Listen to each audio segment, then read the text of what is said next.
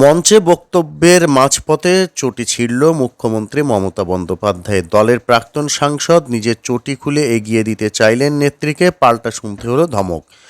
তারপরে মমতা নিজেই safety pin দিয়ে কাজ চালানোর মতো মেরামত করলেন চটি। কিন্তু একের পর এক সভা পদযাত্রা তো আর ছেঁড়া চটি পরে করা যায় না। তাই নেতারা আনলেন নতুন চটি। যে দোকান থেকে কেনা হলো চটি, সেই দোকানদারে ঘোর কাটছে না। 100 টাকার চটি পরেন মুখ্যমন্ত্রী। মমতা বন্দ্যোপাধ্যায়ের এই চটি ছেঁড়া নিয়ে ইতিমধ্যেই সরব হয়েছেন বিরোধীরা।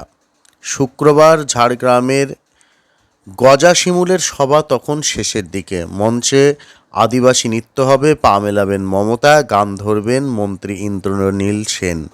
হঠাৎ মুখ্যমন্ত্রী দেখেন তার ডান পায়ের হাওয়াই চটি ছিঁড়ে গিয়েছে।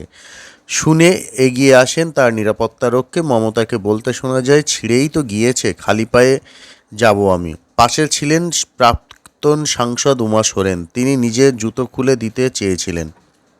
মমতা তাকে বলেছেন, না, আমি ওই জুতো পরব না। নতুন জুতো আনার বন্দোবস্ত করতে চেয়েছিলেন নিরাপত্তারক্ষী। মুখ্যমন্ত্রীকে তখন বলতে শোনা যায়, কোথা থেকে নিয়ে আসবে। শেষে সমাধান সূত্র বার করেন মমতাই। সেফটি পিন দিয়ে নিজেই চটি সারিয়ে নেন তিনি।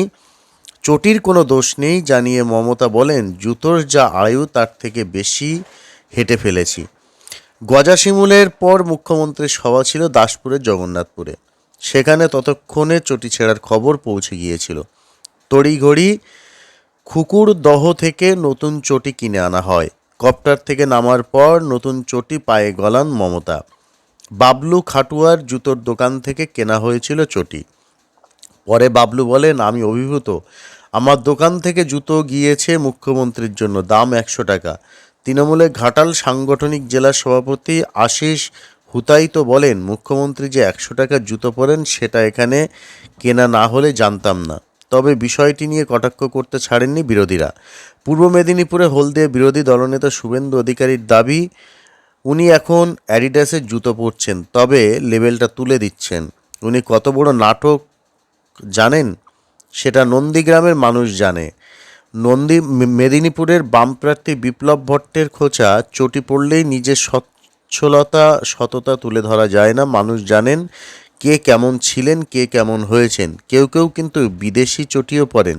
দাসপুরের জগন্নাথপুরের সবার পর মুখ্যমন্ত্রী আসেন খড়গপুরে। সেখানে তার রোড শো ছিল। রেল শহরের চেনা ছন্দেই হেঁটেছেন মমতা।